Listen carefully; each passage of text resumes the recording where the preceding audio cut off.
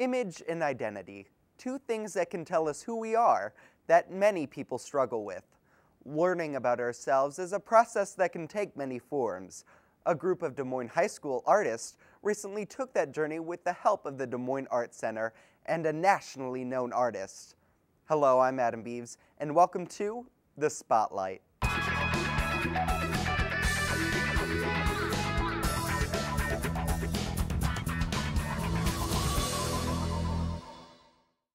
It's not every day that high school art students get a chance to work with and learn from working local and national artists, and create artwork for an exhibition held at the Des Moines Art Center that explores perceptions of who they are. But thanks to a partnership between the district and the Art Center, 6 young artists had the chance to explore personal expression through the program called Image Identity.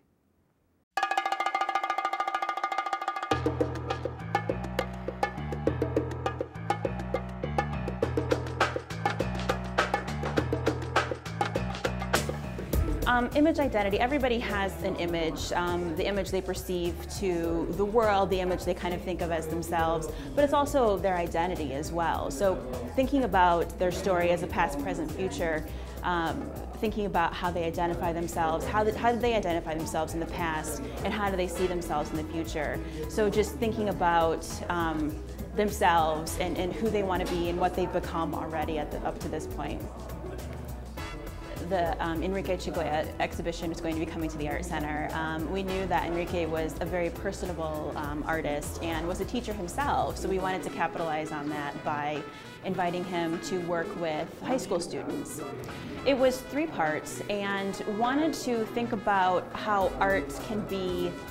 It can be music, it can be writing, it can be dance, it can be performance, as well as putting the pen to paper. So by breaking it up into 3 parts, and first working with Lorenzo, and he was more of a theatrical component, working with him that way, getting the kids to think kind of how would they act, that sort of thing. But with Lorenzo, they also wrote out their story, their past, present, and their future. And the second part was with Sean, and he's a graphic artist, and he took that written story and helped the students translate that into symbols, characters, important parts of their life story. And then ultimately those drawings were then used with Enrique and put into each of the students' books. What I was doing was I was trying to help the kids to really understand that they are on a very, very important journey. And they are artists as well.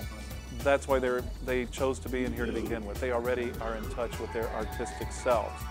And so now I feel that it's my job to help them get on their journey using art as the medium to help them along this journey. And the journey is, to me, one of self-discovery. A journey that lets them see that they are a hero or a shero, if you will, that has to undergo various challenges in life. There's a story there, a magnificent story, a unique story that they have to tell. That has a beginning, middle, end. Like I say, they discover who they are, what skills they have, what challenges they face, and ultimately what their dreams are, what they hope for themselves and for others. And so my part of the journey is to find the theater in them, find the story in them, and have them tell their story through the medium of theater. Now you can do that, of course, through poetry or other forms of literature, or you could do that through sculpture or whatever, but I'm looking at the medium of theater as a way for them to find their story and to express their story. And then the imagery that will come out of this discovery through theater, the imagery will then be taken to the next phase. Well, Enrique has developed these spectacular narratives, very similar to comic book art. And what he takes is symbolism, things that we recognize from everyday life, and revolves the story around it. He twists things around, make it surreal. So I'm showing these students how to take found objects that are in their everyday life, to tell a story about themselves. We're developing a dynamic narrative and tone so that we can deliver a complete story in as few art panels as possible, using the most effective sort of element. It's really never been as important to me that they draw like me. It's important to me that they're able to tell a story. So if they're able to tell it in collage or using shapes or using signs, that's the most important way. There are many ways to tell a story without having to draw a person so it looks just like a person. These are very bright kids. They progress very quickly. They grasp the concepts and they run with it. I was expecting to have to actually instruct them, but I show up to them today and it's like, oh, you've already conceptualized your entire project, and all I have to do is show them that, okay, you might be able to put this in a different angle to tell a different type of story, or it's just nudging. These students are just amazing students. Well, this is my third time in Des Moines. I came before my show opened, then I came here for the reception and a lecture. I give a slideshow of my work. And right now I'm working with a young artists to help them to do some books. So I'm showing them how I do my own books. The students are going to get a little bit of an idea how I work with my books, and hopefully they will get inspired to do their own. Books are time-consuming. I usually start with a transfer from a photocopy, and very often the transfers come horrible. They come really good, really well.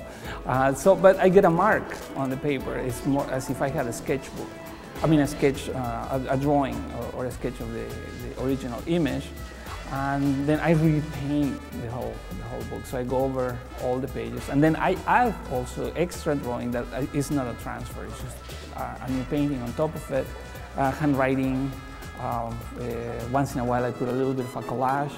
What I use to transfer the photocopies is wintergreen oil. It's a very friendly way to transfer an image. You could even do it at home with the back of a spoon, and you just rub the back of the photocopy and then it transfers. We use here etching presses because they have a lot of pressure and it gives a very even transfer. The transfers still need to be retouched with color or be redrawn if it's like a drawing. My main goal is that they feel happy with what they do, and I'm just trying to basically inspire them to get there. I don't think that anyone could teach art per se to be an artist. I mean, that's something you have to work for. You have to put yourself in there. And creativity, there is no recipes for creativity. You have to develop it by finding answers to problems you find in your art. You challenge yourself with what you do, and the solution to some problems you find in that process, those solutions is what develops your creativity. And I hope the students will find some places where they have to invent something in their books. I learned about printmaking and how art is a way of expressing yourself, and that you can do pretty much whatever you want in it. And the whole reason this came about was just wanting art students to be able to work with living, breathing artists, both local artists with Lorenzo and Sean, but also with a nationally known artist such as Enrique. The Art Center likes to do programs like this because we like to get the artist into the community and to get them and to let the community know that we're a very open and welcoming place. We would like to think ourselves as part of the community, and so by going into the schools, bringing schools here, opens up the environment, because sometimes getting into the museum, taking that first step, really opens up a whole nother world. Working with Enrique Chagoya, Sean Ike, and Lorenzo Sandoval gave the students different perspectives on the creative process and taught them what it takes to tell a compelling story through their artwork.